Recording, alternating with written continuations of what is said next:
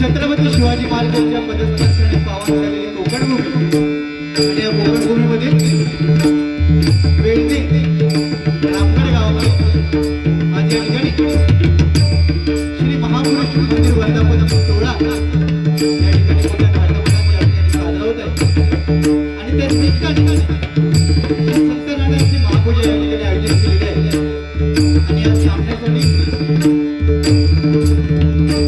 आणि या सोहळ्यानिमित्त 2020 डबलवारी माशांच्या जगातील सामने या ठिकाणी आयोजित केलेले आहेत आणि या सामन्यासाठी स्वतः कुमार चंद्र शंकर गोसावी श्रीलिंग पाणदेव प्रतिष्ठानिक भजन मंडळ मुक्काम पोस्ट दारिद्र्य तालुका कणकवली जिल्हा सिंधुदुर्ग राहण्यासाठी मुंबई जोगेश्वरी आणि आज मला पक्वास्थान करता येते ते आपल्या पंचक्रोशीतील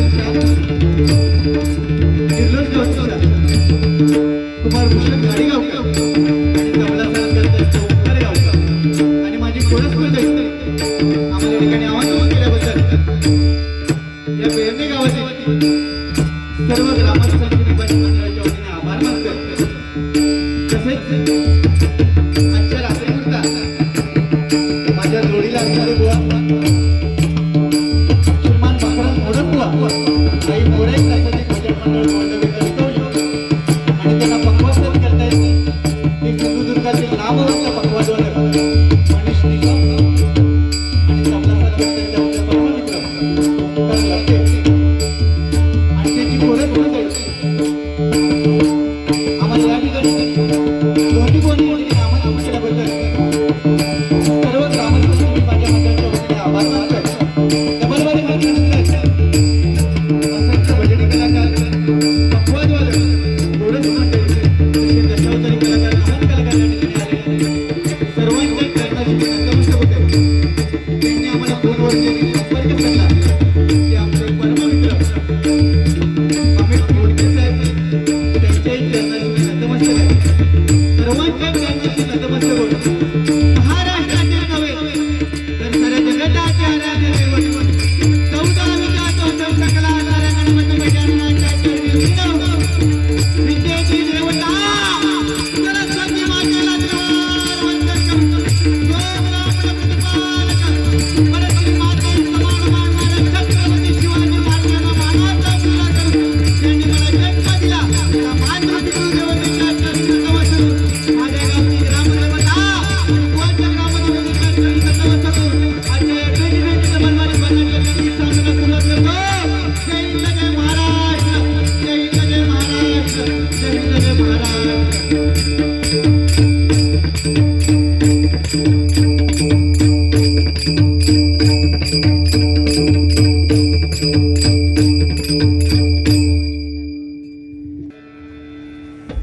खूप उत्कृष्ट असा कार्यक्रमाचं आयोजन या ठिकाणी श्री महापुरुष मंदिर वर्धापन दिन आणि या बेळणे गावचे रहिवाशी केले एकदा जोरदार टाळ्या होत्या तुमच्यासाठी 100% बारीला मजा येणार 10चा टायमिंग होता पण काही कारणास्तव थोडासा लेट उशीर झाला 100% आम्ही दोन्ही पण भाऊ आजची रात्र भगवंताच्या नामस्मरणामध्ये आणि तुमचं मनोरंजन व्हावं या उदात्तेतून आम्ही 100% नामस्मरण करण्याचा प्रयत्न करणार भजनाला सुरुवात करतोय 100% मजा येणार कारण सुरुवात माझ्याकडे भजनाच्या माध्यमातूनच मी काहीतरी देण्याचा प्रयत्न करतो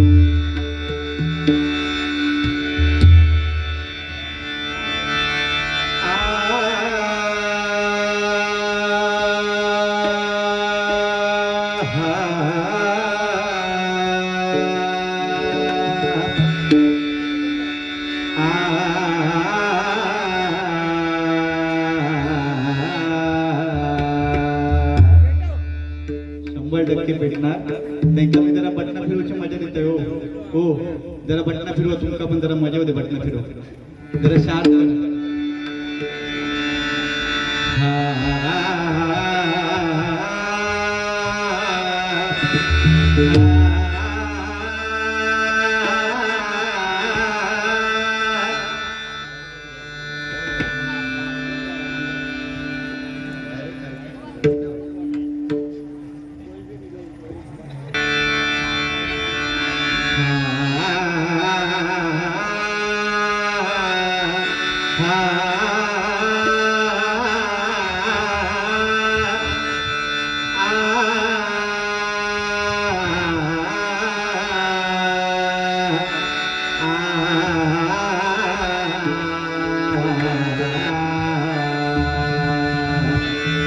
विश्वाचा विश्राम रे स्वामी माझा राम. विश्वाचा विश्राम रे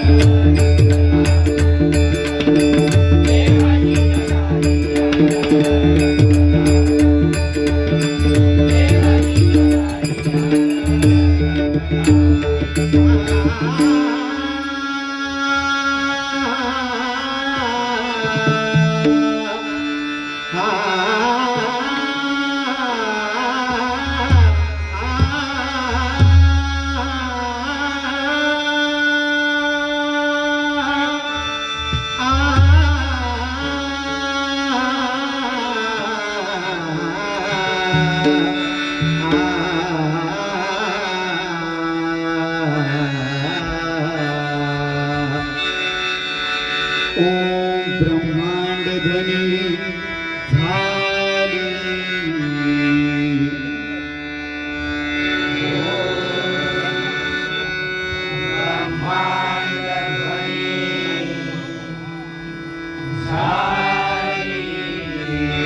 ओम ब्रह्मांड ध्वनी झाली. कोरस आवाज माहिती आहे का? ब्रह्मांड ध्वनी झाली. तेने माया प्रगटली. तेने माया प्रगटली. ब्रह्मा विष्णू शिव निर्माण करुणी. ब्रह्मा शिव निर्माण करुणी. चार वेद कथियेले. चार वेद कथियेले. ऋग्वेद सांगे कर्म. ऋग्वेद सांगे कर्म. ऋग्वेद सांगे कर्म. ऋग्वेद सांगे कर्म. यजुर्वेद ज्ञान संपन्न. यजुर्वेद ज्ञान संपन्न. अथर्ववेद उपासना. अथर्ववेद उपासना. सामवेद सांगे अमर मधुर संगीत गायन. सामवेद सांगे अमर मधुर संगीत गायन. अमर मधुर संगीत गायन. अमर मधुर संगीत गायन. अमर मधुर संगीत गायन. अमर मधुर संगीत गायन. अमर मधुर संगीत गायन अमर मधुर संगीत गायन सर्व मंगल मांगल्ये शिवे सर्वार्थ साधके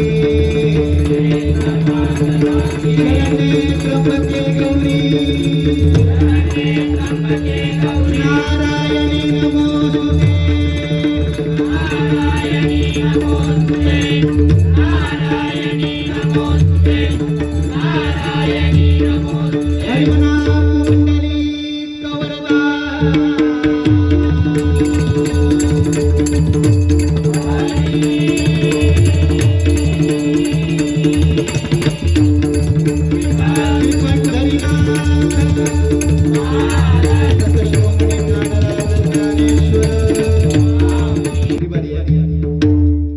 माझी दुसरी बारी आहे या महिन्यातली पोहांच्या जवळजवळ 10-12 झाल्या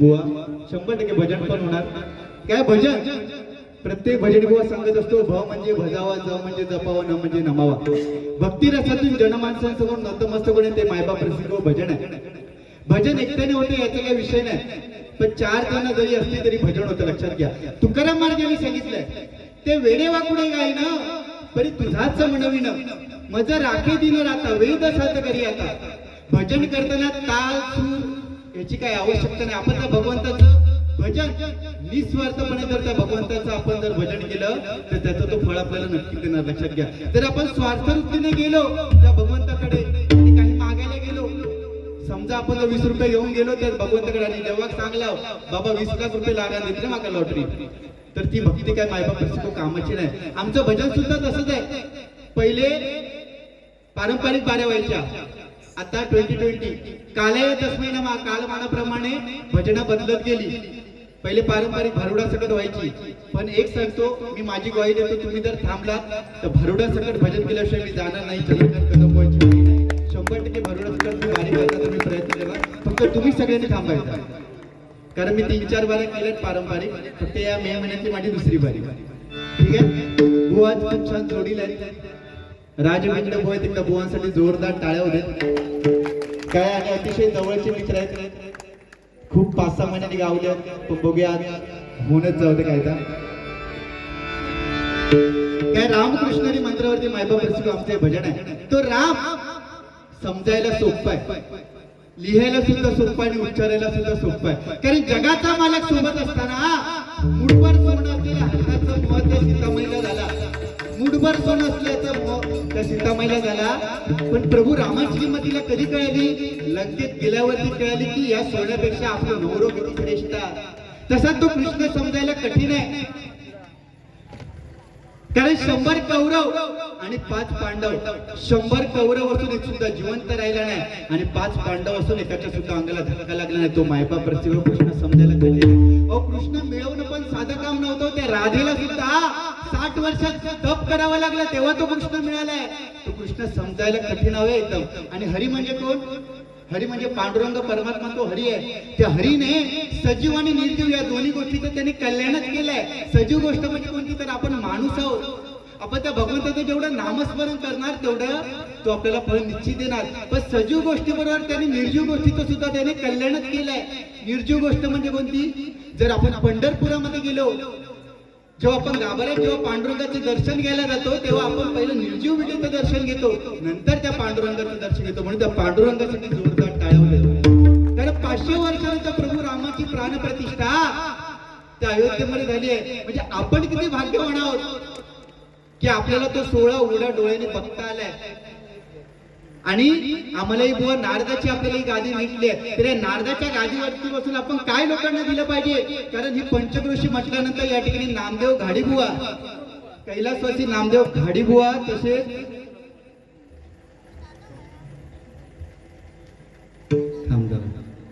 लिहिलेलं आहे म्हणजे असंख्य दिग्गज कलाकार होऊन गेले या किर्लोस गावामध्ये नामदेव घाडीबुवा दत्तूबुवा घाडी सदानंद वाघबुवा काशीराम जिकबडे बुवा यांनी या बंधाचा वारसा बुवा या पंचक्रोशी मध्ये गाजवला त्यांच्यासाठी एकदा जोरदार टाळ्या होत्या कारण एवढं मायबाप प्रसिद्ध जमणं आम्ही आमचं भाग्य समजतो, कारण तुम्ही आम्हाला या खुर्चीवरती बसवलंय. जर या खुर्चीवरती बसून आम्ही जर काहीतरी घाणेरडे एकमेकाला बोललो तर त्या भजनाला अर्थ नाही राहणार हो. आम्ही 100% मनोरंजन करणार. मला बुवांचं चांगलं नाही बघवणार किंवा बुवांना पण माझं चांगलं नाही बघवणार. इथे माणूस होतो, इथे आपल्याला चांगलं एकमेकांचं नाही बघणार. पण एक लक्षात घ्या, जगताना असं जगायचं, आपल्याला समोरच्याचं चांगलं करता नाही आलं तरी कोणाचं चांगलं करू नका, पण दुसऱ्याचं आयुष्यात कधी वाईट चिंतू नका.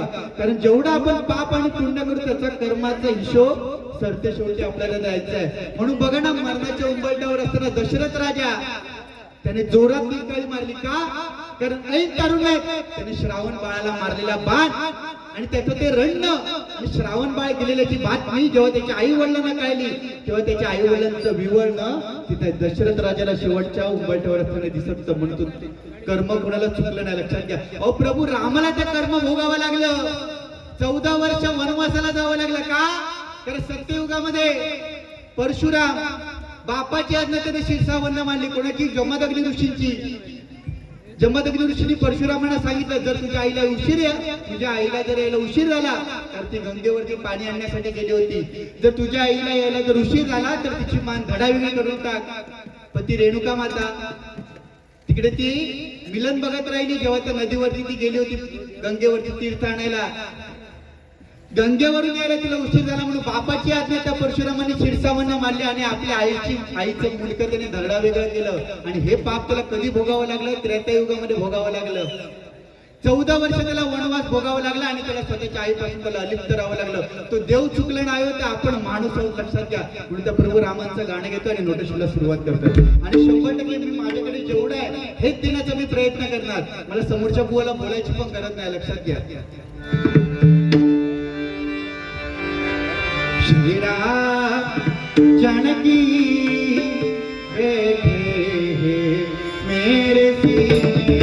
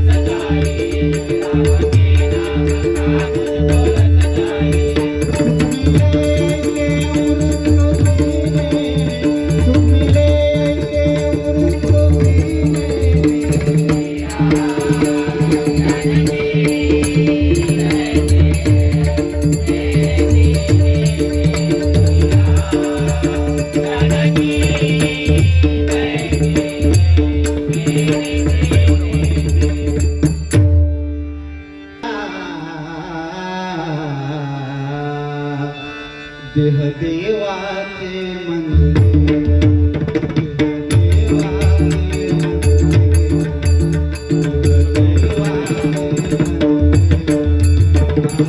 आत्मा परमेश्वर हो, आत्मा परमेश्वर.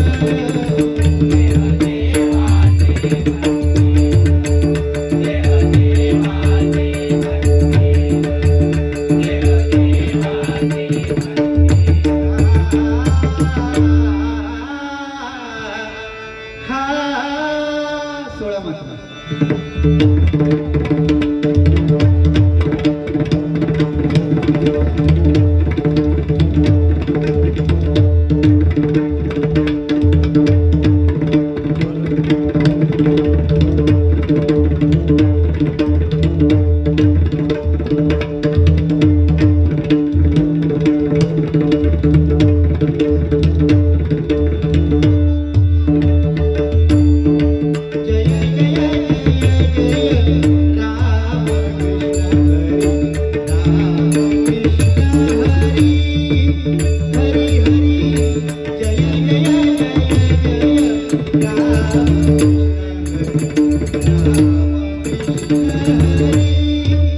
हरी हरी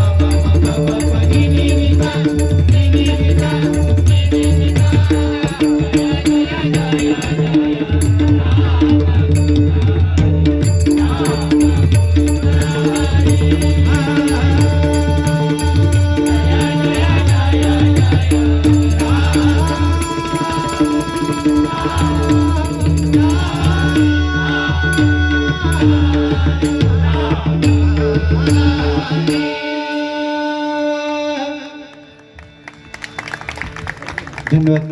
नंतर माझा वाचपेचं टेन्शन नसतं. एकदा मनीषला फोन केलो, बाबा वाचपी ओके. कृपाचा अभंग आहे.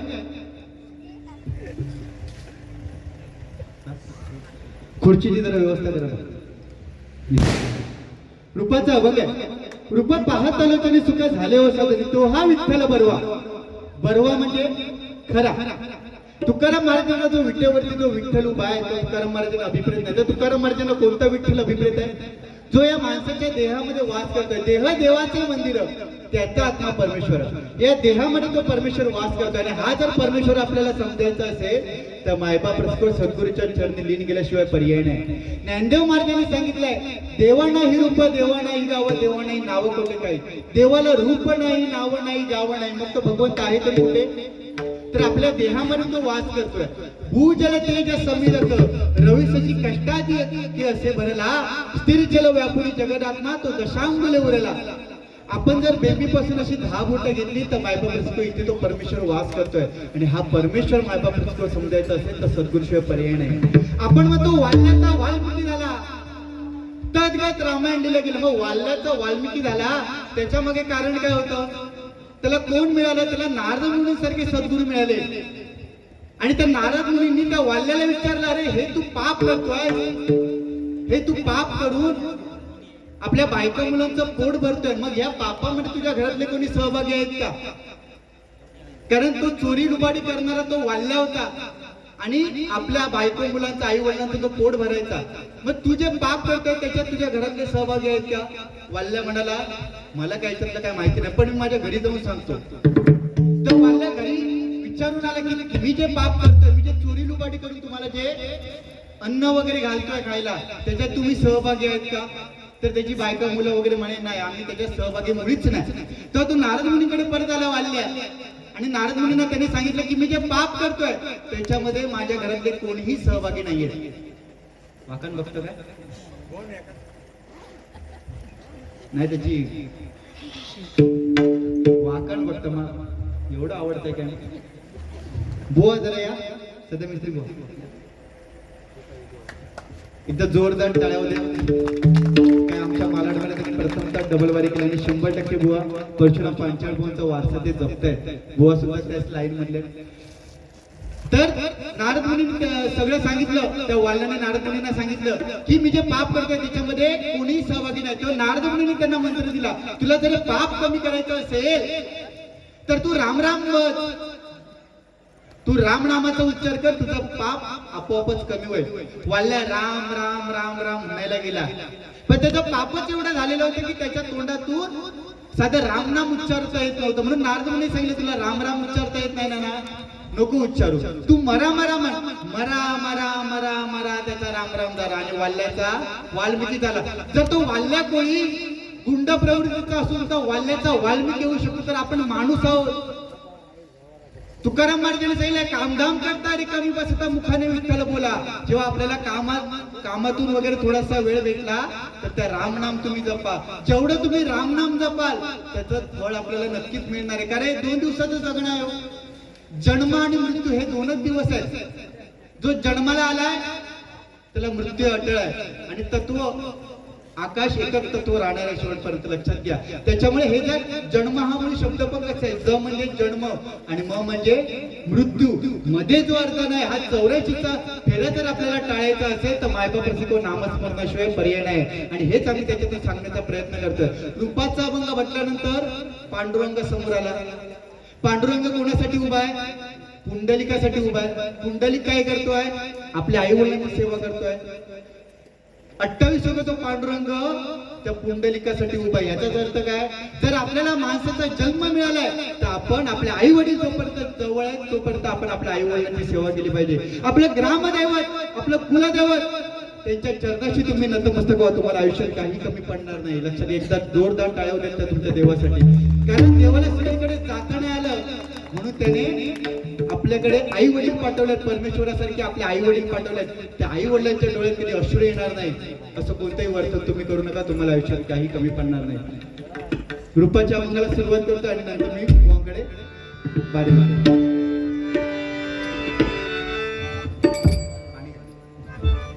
जरा पाण्याची व्यवस्था करा.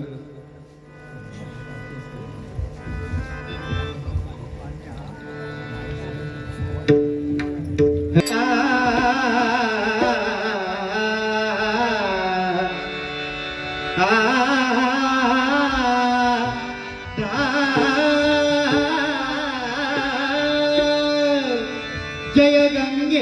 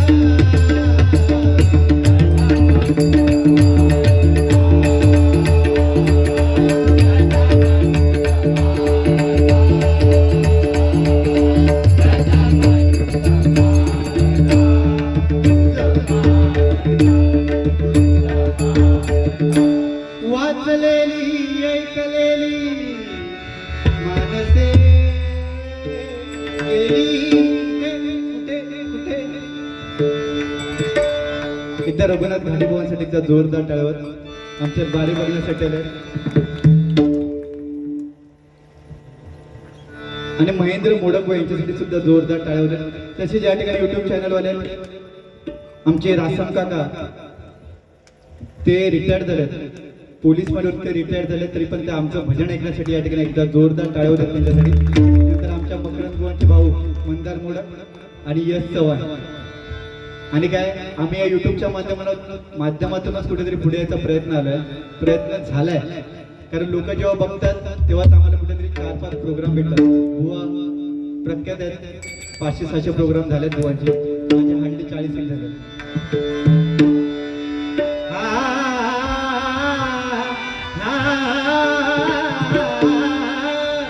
रूप पाहता